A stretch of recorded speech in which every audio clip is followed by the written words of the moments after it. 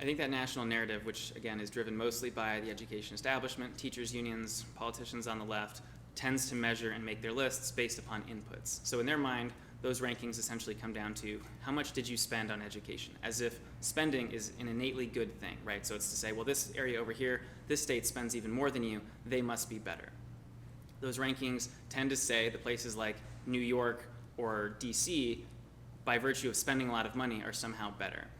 I think it's very clear, as in any case, if you look at healthcare, no one says, oh, this country or this state spends more on healthcare, it's costlier to provide healthcare services there, so somehow that's better, right? We talk about costs or funding, it matters how you look at this, right? The resources going into the classroom are only valuable insofar as they produce actual outcomes and academic enrichment for those students. So those rankings that say, well, Arizona is not putting enough funding, if that funding is not finding its way into the classroom, if it's not finding its way to students, that's not a good measure, right? So Arizona, you mentioned kind of the rankings. It's not surprising that we have so many high-performing schools.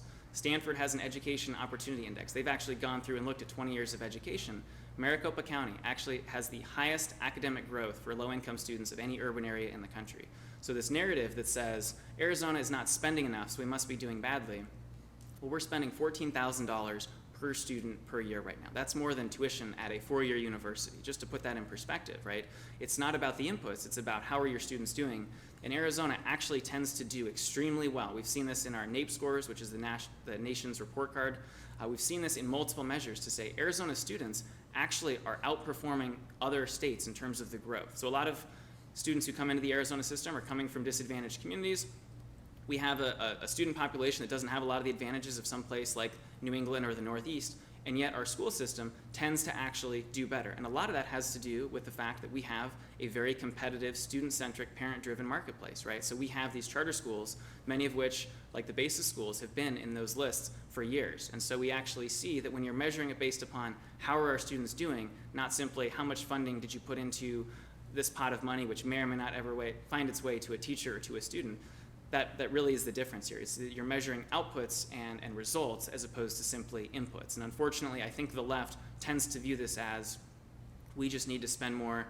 If you ask them, well, what's the right amount to spend, for instance, you never get an answer, right? Because there's no connection, I think, in this narrative between what you're actually spending and what you get. And even the United States, this is a point the left doesn't like to mention, we actually spend about 40% more than the average of other developed countries on K-12 education, right? So as much as the left likes to compare us to Europe, for instance, they don't like to point out that actually we spend a lot of money per student, again, tens of thousands of dollars per student in K-12 education.